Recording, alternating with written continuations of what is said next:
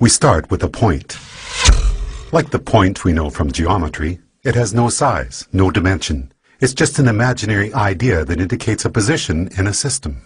A second point, then, can be used to indicate a different position. But it, too, is of indeterminate size. To create the first dimension, all we need is a line joining any 2 points. A first-dimensional object has length only, no width or depth.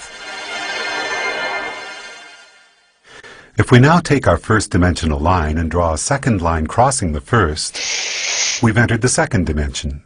The object we're representing now has a length and a width, but no depth. To help us with imagining the higher dimensions, we're going to represent our second-dimensional object as being created using a second line which branches off from the first. Now let's imagine a race of two-dimensional creatures called flatlanders. What would it be like to be a flatlander living in their two-dimensional world? A two-dimensional creature would have only length and width, as if they were the royalty on an impossibly flat playing card. Picture this. A flatlander couldn't possibly have a digestive tract because the pipe from their mouth to their bottom would divide them into 2 pieces. And a flatlander trying to view our three-dimensional world would only be able to perceive shapes in two-dimensional cross-sections. A balloon, for instance, would start as a tiny dot, become a hollow circle which inexplicably grows to a certain size, then shrinks back to a dot before popping out of existence. And we three-dimensional human beings would seem very strange indeed to a flatlander. Imagining the third dimension is the easiest for us because every moment of our lives, that's what we're in.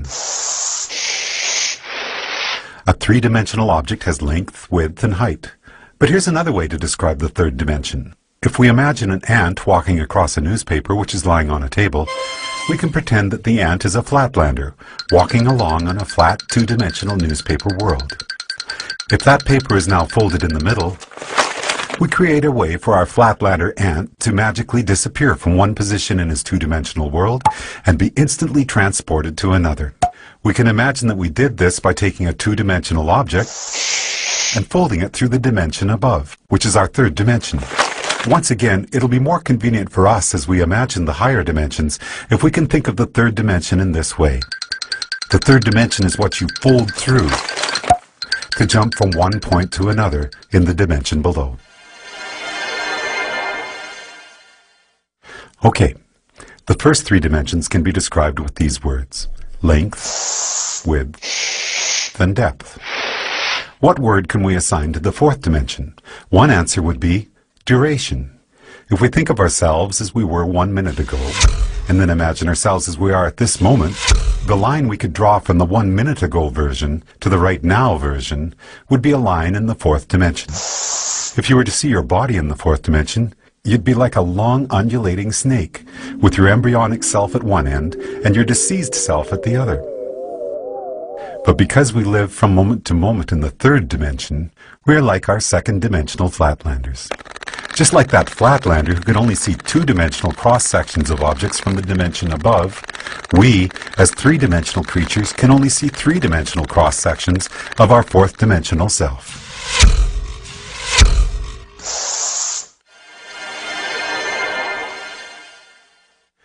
One of the most intriguing aspects of there being one dimension stacked on another is that down here in the dimensions below we can be unaware of our motion in the dimensions above. Here's a simple example. If we make a Mobius strip, take a long strip of paper, add one twist to it and tape the ends together, and draw a line down the length of it, our line will eventually be on both sides of the paper before it meets back with itself. It appears, somewhat amazingly, that the strip has only one side, so it must be a representation of a two-dimensional object.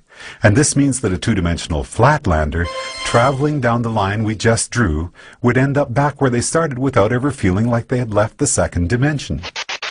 In reality, they would be looping and twisting in the 3rd dimension, even though to them it felt like they were traveling in a straight line. The 4th dimension, time, feels like a straight line to us, moving from the past to the future. But that straight line in the 4th dimension is, like the Mobius strip, actually twisting and turning in the dimension above. So the long undulating snake that is us will feel like it is moving in a straight line in the 4th dimension, but there will actually be, in the 5th dimension, a multitude of paths that we could branch to at any given moment. Those branches will be influenced by our own choice, chance, and the actions of others. Quantum physics tells us that the subatomic particles that make up our world are collapsed from waves of probabilities simply by the act of observation. In the picture we are drawing for ourselves here, we can now start to see how each of us are collapsing the indeterminate wave of probable futures contained in the fifth dimension into the fourth dimensional line that we are experiencing as time. What if you wanted to go back into your own childhood and visit yourself? We can imagine folding the fourth dimension through the fifth, jumping back through time and space to get there. But what if you wanted to get to the world where, for example, you had created a great invention as a child that by now had made you famous and rich? We can imagine our fourth dimensional selves branching out from our current moment into the fifth dimension. But no matter where you go from here, the great child inventor timeline is not one of the available options in your current version of time. You can't get there from here, no matter how much choice, chance, and the actions of others become involved. There are only two ways you could get to that world. One would be to travel back in time, somehow trigger the events that caused you to come up with your invention, then travel forward in the fifth dimension to see one of the possible new worlds that might have resulted. But that would be taking the long way. The shortcut we could take would involve us folding the fifth dimension through the sixth dimension, which allows us to instantly jump from our current position to a different fifth dimensional line. In our description of the fourth dimension, we imagine taking the dimension below and conceiving of it as a single point. The fourth dimension is a line which can join the universe as it was 1 minute ago to the universe as it is right now. Or, in the biggest picture possible, we could say that the fourth dimension is a line which joins the Big Bang to one of the possible endings of our universe. Now, as we enter the seventh dimension, we're about to imagine a line which treats the entire sixth dimension as if it were a single point. To do that, we have to imagine all the possible timelines, which could have started from our Big Bang, joined to all the possible endings for our universe, a concept which we often refer to as infinity, and treat them all as a single point. So for us, a point in the seventh dimension would be infinity. All possible timelines, which could have or will have occurred from our Big Bang. When we describe infinity as being a point in the seventh dimension, we're only imagining part of the picture. If we're drawing a seventh dimensional line, we need to be able to imagine what a different point in the seventh dimension is going to be, because that's what our line is going to be joined to. But how can there be anything more than infinity? The answer is, there can be other completely different infinities created through initial conditions which are different from our own Big Bang. Different initial conditions will create different universes, where the basic physical laws such as gravity or the speed of light are not the same as ours. And the resulting branching timelines from that universe's beginning to all its possible endings will create an infinity which is completely separate from the one which is associated with our own universe. So the line we draw in the seventh dimension will join one of those infinities to another. And as boggling as the magnitude of what we're exploring here might be, if we were to branch off from that seventh dimensional line to draw a line to yet another infinity, we'd then be entering the eighth dimension. As we've explored already, we can jump from one point in any dimension to another simply by folding it through the dimension above. If our ant on the newspaper were a two-dimensional flatlander, then folding his two-dimensional world to the third dimension would allow him to magically disappear from one location and appear in a different one.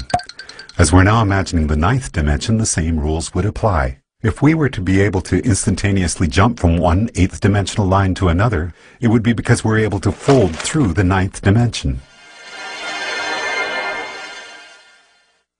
Before we discuss the first dimension, we could say that we first started out with dimension 0, which is the geometrical concept of the point. A point indicates a location in a system, and each point is of indeterminate size. The first dimension then takes two of these points and joins them with a line.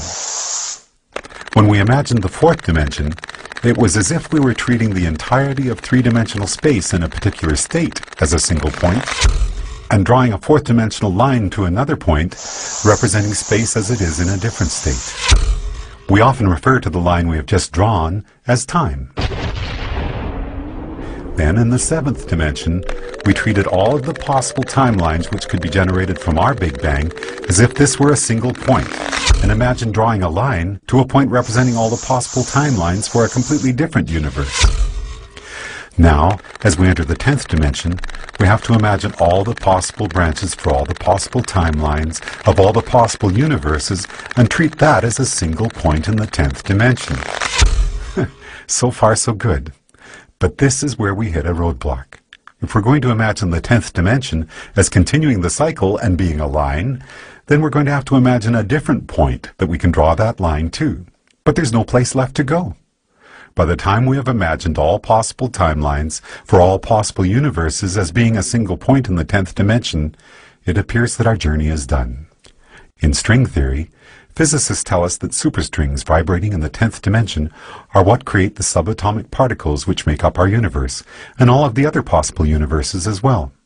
In other words, all possibilities are contained within the 10th dimension, which would appear to be the concept we have just built for ourselves, as we imagined the 10 dimensions built one upon another.